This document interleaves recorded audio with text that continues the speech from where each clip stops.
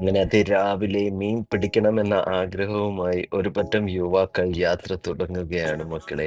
സ്ക്വയറിലൊന്നും ഒറ്റ കുഞ്ഞിനെ പോലും കാണാനില്ല.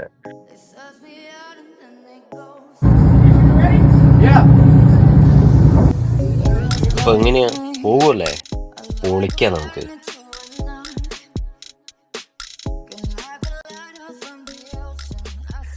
എല്ലാരും രാവിലെ ഉറക്കപ്പിച്ച് വന്ന് ചാടിയിട്ടുണ്ട് ട്ടാ. നമ്മളെല്ലാവരും ജീവിതത്തിൽ ഏറ്റവും കൂടുതൽ സന്തോഷിക്കുന്ന സമയം എന്ന് പറയുന്നത് ഫ്രണ്ട്സിൻ്റെ കൂടെയുള്ള സമയമായിരിക്കും. അതും കൂടെ ഫിഷിങ് കൂടെ ആവുമ്പോൾ എന്തായിരിക്കും വൈബ്. അങ്ങനെ നമ്മൾ കൂട്ടുകാർ കൂടി ഒന്ന് ഫിഷിങ്ങിന് പോയ ഒരു ചെറു കഥയാണ് കേട്ടോ നമ്മുടെ ഇവിടെ നടക്കാൻ പോകുന്നത്. Baby! Guys, let's go!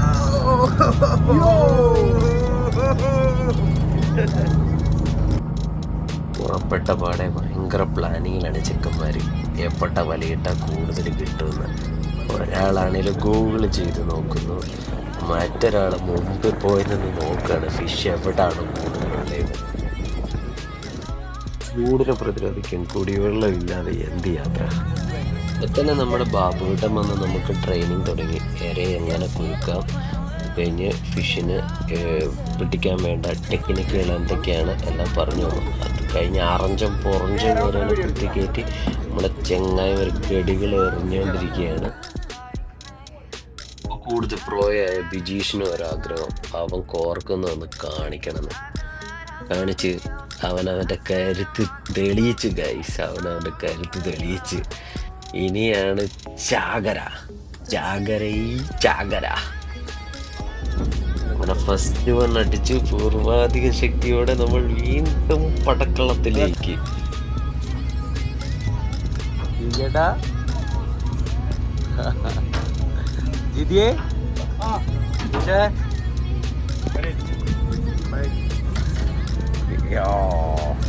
ഇതിനിടെ കിട്ടിയ നല്ല മുഹൂർത്തങ്ങളാണ് കേട്ടോ ഇത്.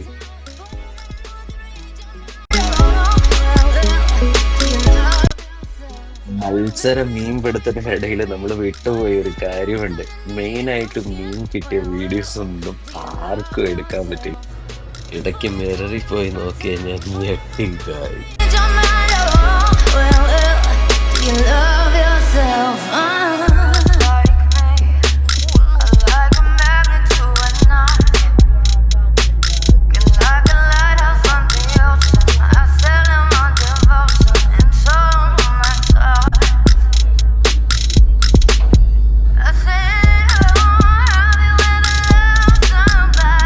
കുറച്ച് ഫിഷ് ബോട്ടിൽ വെച്ച് തന്നെ നമ്മുടെ ബാബുവായിട്ട് നമുക്ക് മുറിച്ച് നല്ല പിള്ളയൊക്കെ അടിപൊളിയാക്കി തന്നു. ഇനി നേരെ അടുത്ത ഫിഷിംഗ് സ്പോട്ടിലേക്കാണ് പോയിക്കൊണ്ടിരിക്കുന്നത്.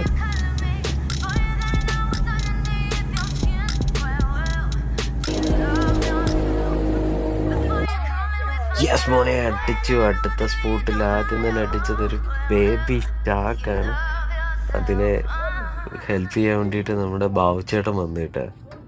ബാവുച്ചേട്ടൻ എടുത്ത് തന്ന് എല്ലാവരും മാറി മാറി ഒന്ന് ടച്ചൊക്കെ ചെയ്ത് നോക്കി 2 ഫോട്ടോ ഒക്കെ അതിൻ്റെ കൂടെ അങ്ങോട്ട് കീച്ചി. ഇതിനിടയിൽ നമ്മൾ മത്സരിച്ചായിരുന്നു കേട്ടോ ഫിഷ് പിടുത്തം. കുറേ ഫിഷും മുഹൂർത്തങ്ങളൊന്നും നമുക്ക് വീഡിയോയിൽ കിട്ടാണ്ട് പോയി. അപ്പോൾ ഇന്നത്തെ ഇത് നമ്മളിവിടെ വെച്ച് നിർത്തി നമ്മൾ തിരിച്ചു പോവുകയാണ്. എല്ലാവരും മടുത്തായി. രാവിലെ ഇറങ്ങിയതായിരുന്നു. സമയം ഏകദേശം വൈകിട്ട് 3 മണിയായി. നേരെ ഫ്രണ്ടിൻ്റെ കടയിൽ ചെന്നു. അവിടെ വെച്ച് ഫിഷെല്ലാം അടുക്കി കൂട്ടി കുറേ ഒന്ന് തൂക്കി നോക്കി. 30 കിലോയോളം ഉണ്ടായിരുന്നു. നേരെ പെട്ടച്ചു. നല്ല ഫിഷ് കറി, നല്ല ഫിഷ് ഫ്രൈ. അങ്ങനെ കൂട്ടുകാരെല്ലാം കൂടി വട്ടം കൂടിയിരുന്ന് എല്ലാവരും കഴിച്ചു.